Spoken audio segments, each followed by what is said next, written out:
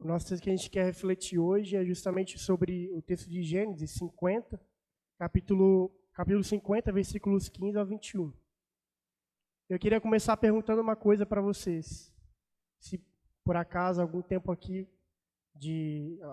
atrás vocês têm se sentido ansiosos, preocupados com alguma coisa, até mesmo desesperançosos, achando que as coisas não podem não ter solução a respeito de alguma situação que vocês vivenciaram, ou alguma coisa que vocês já ainda estão passando. E se você se sentiu assim, ou está se sentindo assim hoje aqui, esse sermão é para você, essa mensagem é para você de fato. Porque Deus quer falar com você através desse texto, dessa palavra que Ele trouxe para nós. E também se por acaso você teve algum relacionamento conflituoso com alguém, se você está se sentindo mal porque brigou com alguma pessoa, se você tem algum relacionamento complexo, também Deus quer falar contigo hoje. A gente vai justamente tentar responder essas questões, né? Onde está Deus na nossa vida? Onde Deus vive na nossa vida? Por vezes a gente para e pensa, cadê Deus que eu não vejo? Mas a palavra de Deus mostra, de fato, onde Deus está na nossa vida. E a gente quer refletir um pouco sobre isso hoje. Que o Deus Pai, Filho e Espírito Santo nos auxilie e nos conduza nessa reflexão. Amém. E eu pessoalmente acho essa história de José, que o pastor Lucas leu para a gente, uma das mais magníficas do Antigo Testamento. Porque, para mim, pessoalmente, ela deixa muito claro a forma como Deus conduz as nossas vidas. Às vezes pode ser um pouco complexo a gente pensar isso, né? Deus conduz toda a nossa vida e por muito tempo eu tive dificuldade em entender isso. Deus conduz toda a minha vida.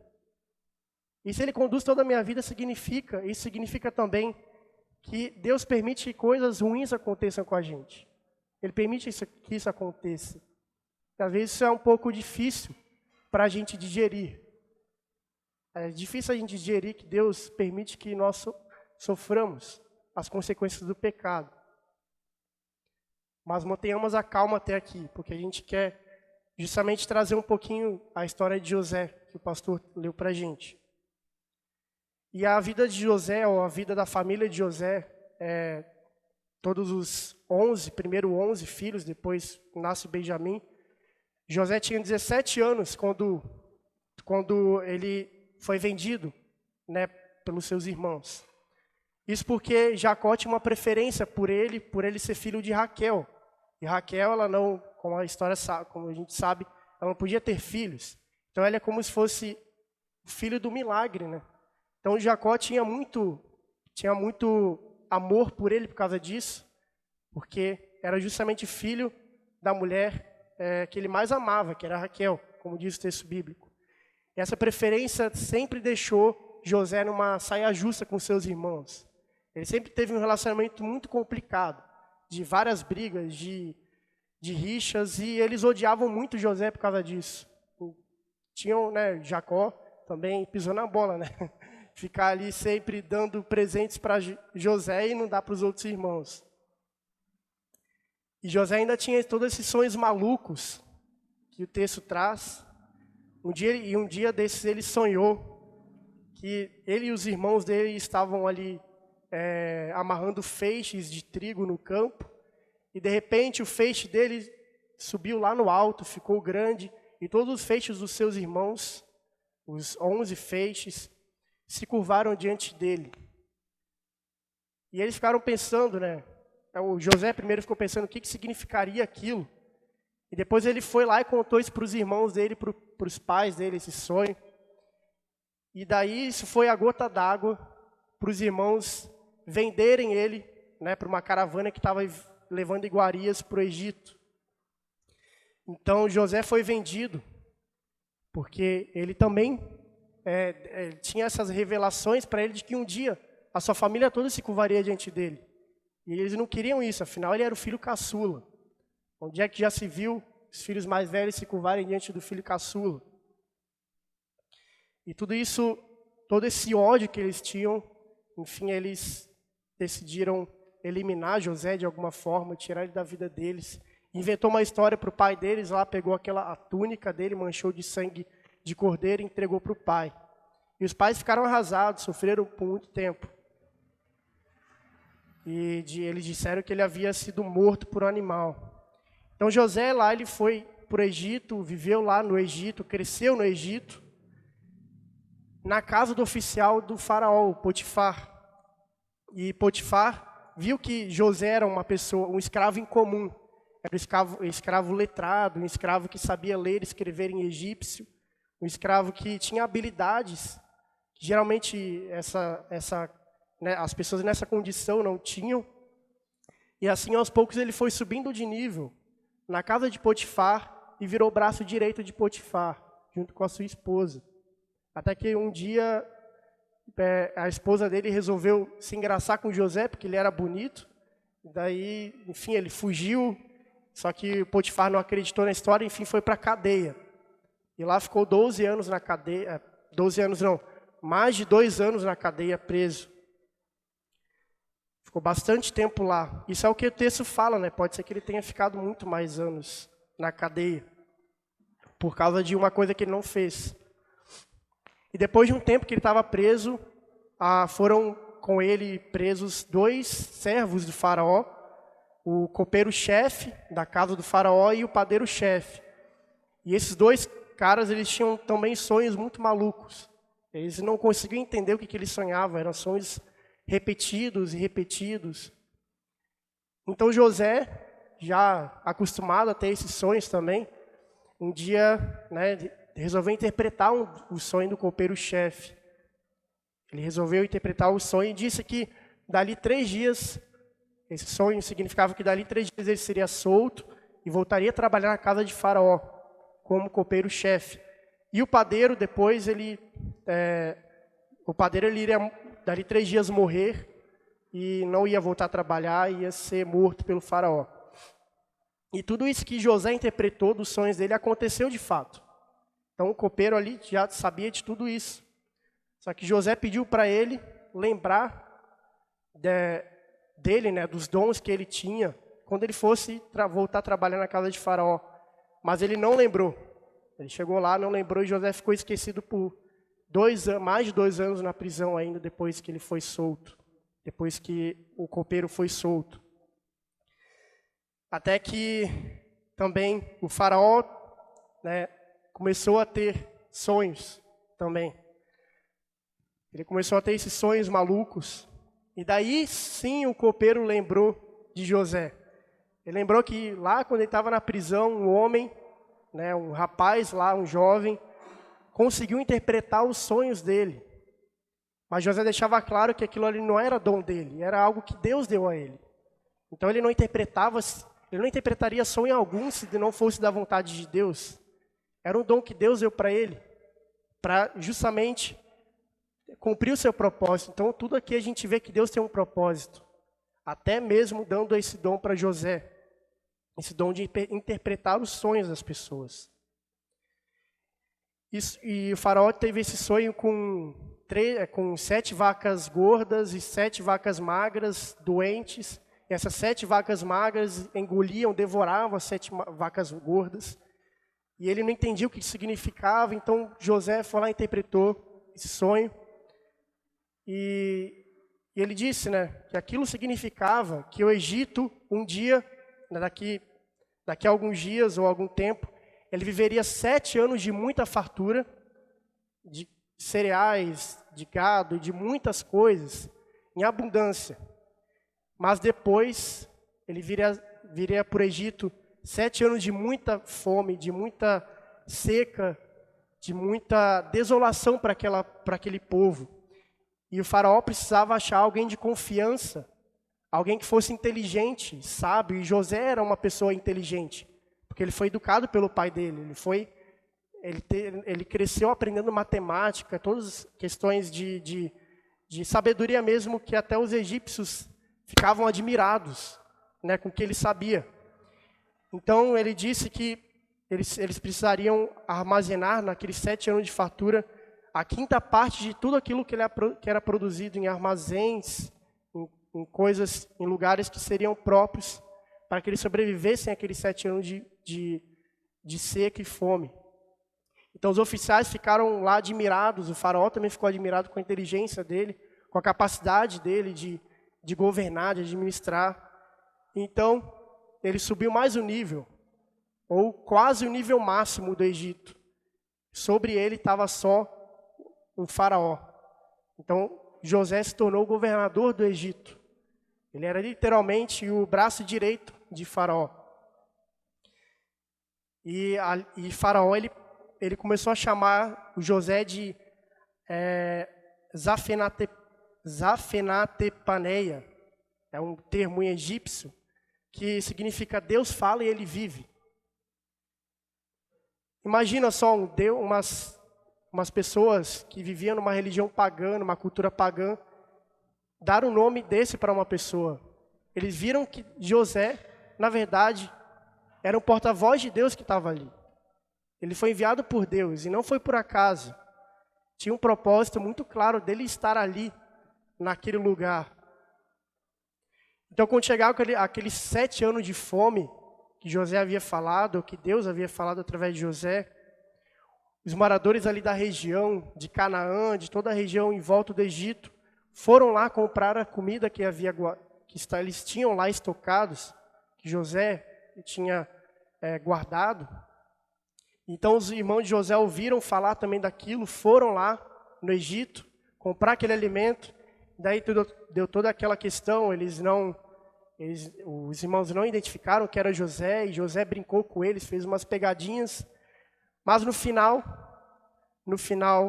José, chamou para que todos eles fossem morar lá no Egito, num dos lugares que eles pudessem construir uma cidade deles. E ali começou o povo de Deus no Egito. Começou o povo de Israel no Egito. Depois de um tempo, Jacó, o pai dos 12, morreu. E os irmãos tinham medo que José, enfim, quando o pai não estivesse mais perto, ele se vingasse dos seus irmãos. Mas José não fez isso. É o contraditório aqui. José, na verdade, se colocou diante deles e disse: não tenham medo. Eu não posso me colocar no lugar de Deus. Mas como assim? O que ele quis dizer em se colocar no lugar de Deus? Simplesmente porque não cabia a ele julgar os seus irmãos. Não cabia a ele fazer isso com os seus irmãos. E José continua dizendo: é verdade que vocês planejaram aquela maldade contra mim, mas Deus mudou o mal em bem para fazer tudo o que estamos vendo hoje. Isto é, salvar a vida de muita gente. E eu cuidarei de vocês.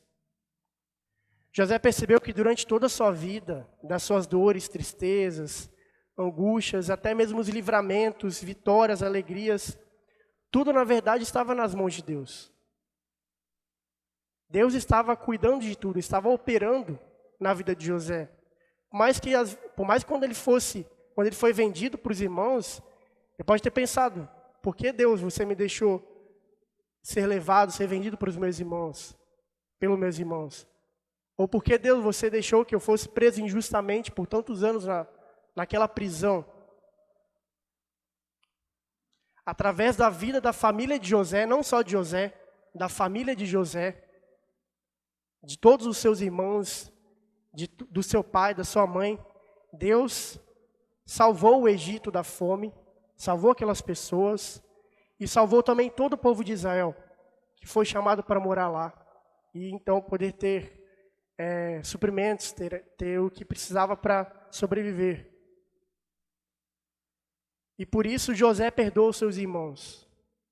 Não porque ele era bom ou algo assim, não porque ele se achava bom ou achava que seus irmãos eram bons, mas porque ele sabia que no meio de todo aquele caos Deus estava agindo. Então, por mais que não tenha sido da melhor forma que tenha acontecido na vida dele, Deus transformou o mal em bem. Então, por que ele continuaria alimentando aquele ódio? Qual seria o sentido disso? Então ali ele perdoou os seus irmãos e deixou que Deus fizesse o trabalho. Porque o perdão é isso, a gente deixa que Deus faz o trabalho. O milagre de salvar o seu povo, mesmo em meio ao caos, às discórdias, aos conflitos familiares, Deus está sempre no controle.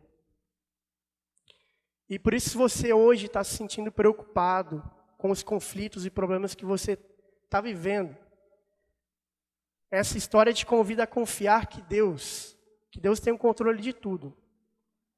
E podemos não estar vendo o que tem ali depois da curva, o que vem depois da curva. A gente pode estar olhando só os buracos na estrada, ou só aquela curva sinuada, mas a gente não vê o que tem depois da curva. Mas Deus está vendo o que tem lá depois. E Deus está cuidando de você, para que você chegue até lá. Isso também serve para os nossos relacionamentos. Se alguém fez algum mal para você ultimamente, se alguém te machucou, não simplesmente algo leviano, mas realmente alguém tem te machucado para valer mesmo. Não alimente o ódio, é isso que Jesus está falando. É isso que perdão, é isso que essa história, na verdade, está ensinando. Não alimente o ódio. Porque até mesmo nos conflitos mais horripilantes que nós vivemos, Deus está trabalhando para fazer algo bom, para trazer algo bom daquilo.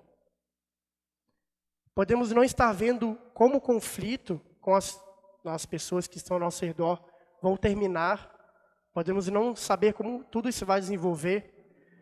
Mas Deus sabe como vai ser. Por isso, quando Jesus responde ali no Evangelho que nós lemos, a pergunta de Pedro, né? Quantas vezes devo perdoar o meu irmão? Jesus diz, ali na NAA, está 70 vezes 7. Ou seja, quantas vezes ele pecar contra você, tu perdoa ele. Você deve perdoá-lo. Não perdoar significa que nós estamos nos colocando no lugar de Deus. E nós estamos querendo julgar as coisas, ou julgar a nossa história, ou julgar a vida de alguém, ou definir uma história de acordo com os nossos sentimentos de tristeza, com nossos sentimentos de angústia, e não estamos deixando que Deus conduza a nossa vida. E a forma de Deus conduzir é perdoando todas as pessoas. Isso porque tudo já está em tuas mãos, tudo já está nas mãos de Deus. Ele já perdoou todas as pessoas. Nosso trabalho é apenas deixar que Ele leve esse perdão adiante. Infelizmente, Deus precisou sofrer o maior de todas as dores por causa do pecado. Então Ele entende o que é sofrimento, dor, angústia.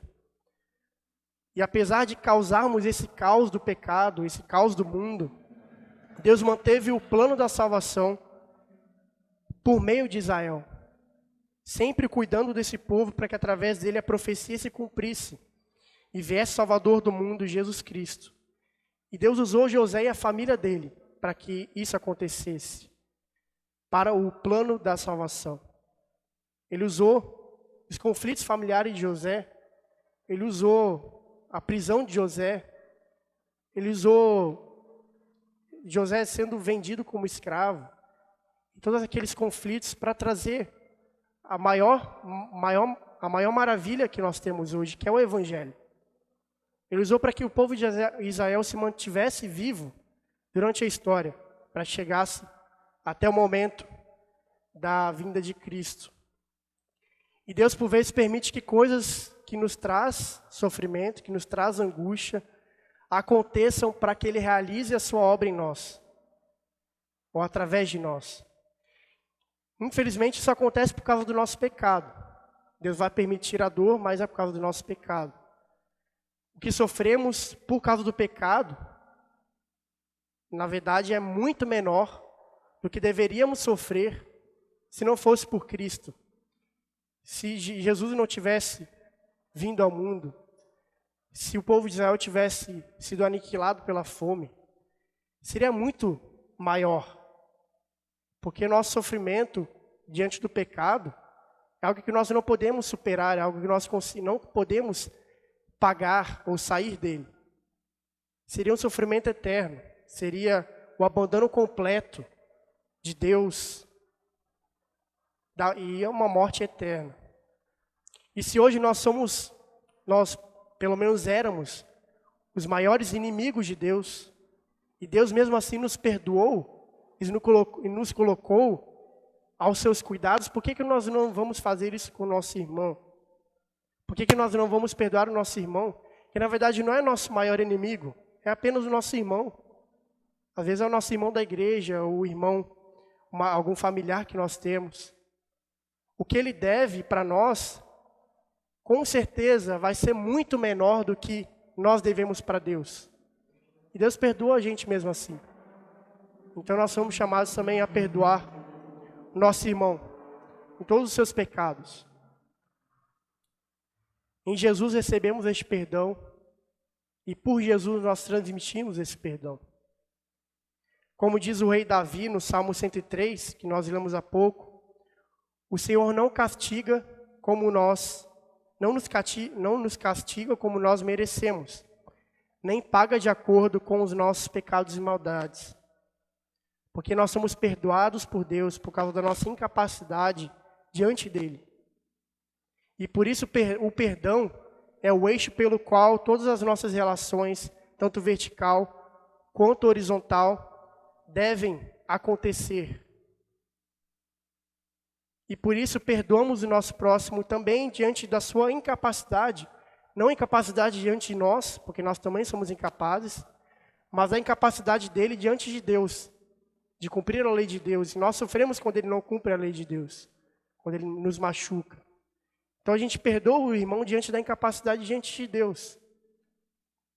Assim como nós também somos perdoados nas nossas incapacidades. E aqui nós queremos fazer uma oração para encerrarmos. Aqueles que puderem se coloquem de pé. Que Deus nos abençoe nessa vida, que Ele possa sempre nos fortalecer para que nós possamos viver. Que Deus possa sempre nos fortalecer para vivermos este perdão em nossas vidas, não apenas guardando ele para nós, mas transmitindo esse perdão aos nossos irmãos, aquelas pessoas que estão próximas de nós, porque Deus, nós sabemos que aquilo que Tu pagaste por nós, que nós devemos a Ti, ou que devíamos a Ti, é muito maior, do que o nosso irmão deve a nós. Por isso, ajude-nos a enxergar isso e a perdoar o nosso irmão nas suas incapacidades também. Em nome de Jesus, em nome do Pai, em nome do Espírito. Amém.